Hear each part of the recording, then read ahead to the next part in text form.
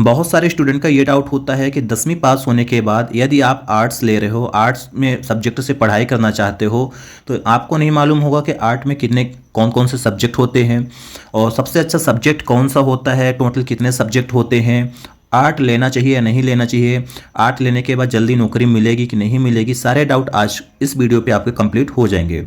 आप लोग चैनल पे नए हो, चैनल को सब्सक्राइब कर दीजिए, लाइक कर दीजिए, शेयर कर दीजिए। जैसा कि यदि आप 11वीं कक्षा में कला विज्ञान यानी आर्ट स्ट्रीम सब्जेक्ट लेना चाहते हो, तो आपके सामने जितने भी सब्जेक्ट हैं जैसे हिंदी, इंग्लिश, इतिहास, भूगोल, समाजशास्त्र, अर्थशास्त्र, राजनीति विज्ञान, संस्कृत, दर्शन शास्त्र, मनोविज्ञान, गृह विज्ञान, ये बहुत सारे सब्जेक्ट होते हैं। आप इसमें से कोई भी सब्जेक्ट चॉइस कर सकते हो, ले सकते हो। अब आपको एक एक करके बता देंगे कि सब्जेक्ट वाइज सब्जेक्ट।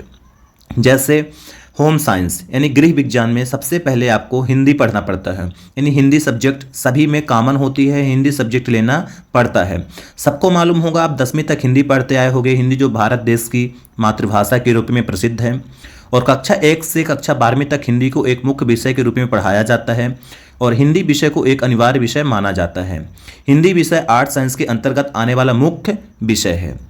अब आगे बात कर लेते हैं इंग्लिश। आप इंग्लिश हिंदी की तरह कक्षा 1 से लेकर कक्षा 12 तक पढ़े होंगे। अंग्रेजी एक अंतर्राष्ट्रीय भाषा के रूप में प्रचलित है। हिंदी भाषा के समान इंग्लिश भाषा को भी प्रत्येक क्षेत्र में मुख्यता दी जाती है और स्कूल कॉलेज में मुख्य विषय के रूप में इंग्लिश भी पढ़ाया जाता है। ये दो सब्जेक्ट हिंदी और इंग्लिश हो गई। इसके बाद आता है हिस्ट्री।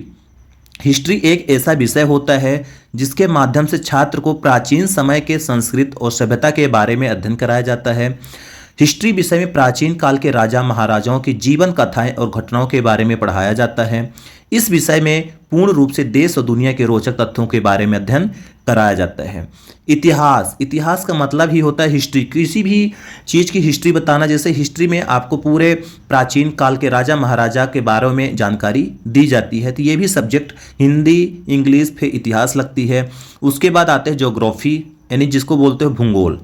भूगोल शब्द को दो शब्दों से मिलकर बनाया गया है, जैसे भू अर्थात पृथ्वी और गोल यानी जियोग्राफी विषय के अंतर्गत पृथ्वी के स्वरूप और प्राकृतिक भागों के बारे में अध्ययन किया जाता है। यानी यदि आप भूगोल भी लेते हो और तो भूगोल के अंदर आपको ये सारी चीज़ें पढ़नी पड़ती है। आगे मैं कंप्लीट बता दूंगा कि आप कितने सब्जेक्ट आर्ट में ले सकते हो, कितने सब्जेक्ट आप एक साथ कर सकते हो ऑप्शनल में। फिर इसके बाद भूगोल जैसे समझ गए कि सारी चीज़ें भूगोल के बारे में बताया जाता है। फिर इसके बाद आता है समाजशास्त्र। आप 8वीं क्लास तक या 10वीं क्लास तक सामाजिक विज्ञान जिस पर पढ़े हो वही होता है सोशोलॉजी।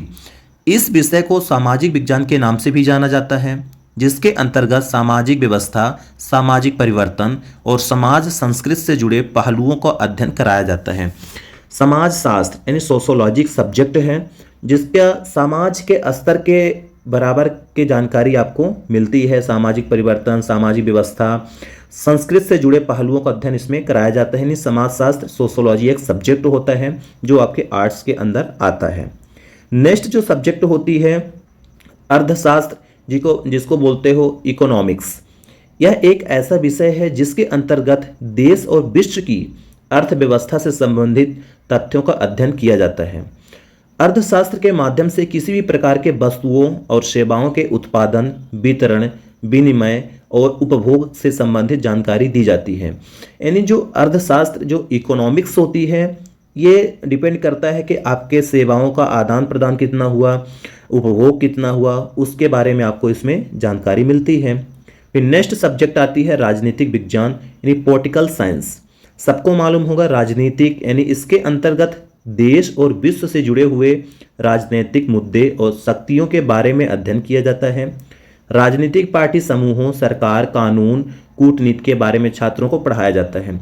यानी जैसे आपको चुनावी माहौल, राजनीति क्या होती है, किसी भी राजनीतिक पार्टी के बारे में कैसे जुड़ सकते हो, समूह कैसे बनाया जाता है।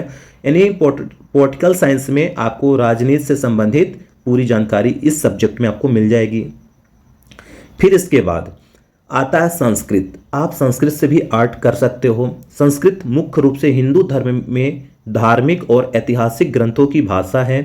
प्राचीन काल में शास्त्रों और वेदों में मुख्य रूप से संस्कृत भाषा को महत्वता दी जाती थी। संस्कृत आप लोग 6वीं क्लास से 10वीं क्लास तक पढ़े होंगे, उसी प्रकार आर्ट में एक सब्जेक्ट एडिशनल बेस संस्कृत भी लगती है। फिर इसके बाद जो नेक्स्ट सब्जेक्ट आती है हमारी संस्कृत के बाद, वो अलग है। और आप लोग यदि हमारे चैनल पे नए हो, चैनल को सब्सक्राइब कर लीजिए, लाइक कर दीजिए, शेयर कर दीजिए। इसी तरह के आपको नए नए जानकारी हमारे चैनल पे मिलती रहेगी। नेक्स्ट सब्जेक्ट है दर्शन शास्त्र। दर्शन शास्त्र यह विषय के अंतर्गत देश और विश्व के प्राचीन काल के दार्शनिक परंपराओं के बारे में जाना जाता है। दर्शन शास्त्र विषय के अंतर्गत धर्म, कर्म, मोक्ष और वैदिक काल के बारे में अध्ययन कराया जाता है। दर्शन काल कोई भी मंदिर, कोई भी प्राचीन मूर्ति, कोई भी बड़े बड़े धरोहर, कोई भी बड़े बड़े किले, उसके बारे में आपको बताया जाता है, उसके दर्शन कराए जाते हैं, उसके बारे में, परंपरा के बारे में पूरी जानकारी आपको दर्शन शास्त्र में मिलता है।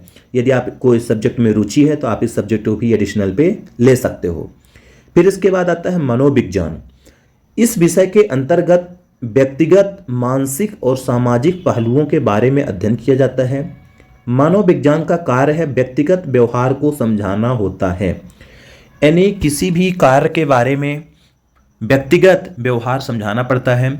और ये सब्जेक्ट एक इंटरेस्टिंग सब्जेक्ट होता है, इसको बहुत सारे स्टूडेंट लेते भी हैं, आप भी ले सकते हो। नेक्स्ट सब्जेक्ट है गृह विज्ञान यानी होम साइंस।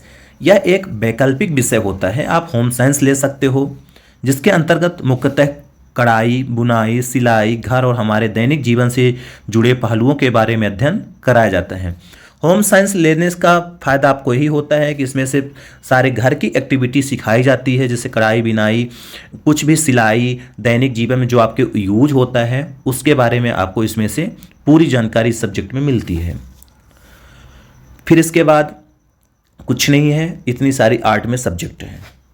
तो ये जो टोटल 11 सब्जेक्ट है, तो इसमें से हिंदी, इंग्लिश कॉमन होती है। फिर उसके साथ हिंदी, इंग्लिश के साथ आप इतिहास ले सकते हो, भूगोल, समाजशास्त्र, ये आपके एक हो गया। इतिहास नहीं लेकर आप इकोनॉमिक्स ले सकते हो।